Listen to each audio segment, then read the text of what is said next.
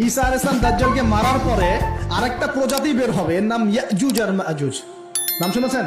এই যে এই সূরার মধ্যেই আছে, এই সূরা কাহফের কথা বললাম না, সূরা কাহফের পিছনের দিকে আছে ইন্না ইয়াজুজ ওয়া মাজুজ মুফসিদুনা ফিল আরদ। যুলকারনাইন বাদশার কথা পড়বেন, তিনি এই যে দেয়াল নির্মাণ করে দিয়েছিলেন লোহা এবং তামা দিয়ে, মনে আছে, পড়েছেন?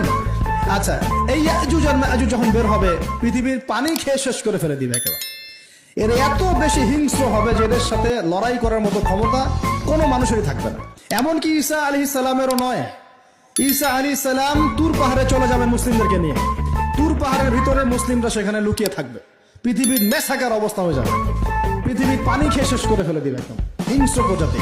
তখন ঈসা আলাইহিস সালাম আল্লাহর কাছে দোয়া করবেন, আল্লাহ এই এই বিভৎস এই জাতিকে ধ্বংস করো। আল্লাহ রাব্বুল আলামিন তখন ওই ইয়াজুজ আর মাজুজের এই কাঁধে, ঠিক কাঁধের মাঝখানে একটা ভাইরাস জন্ম দিবেন। কি জন্ম দিবেন?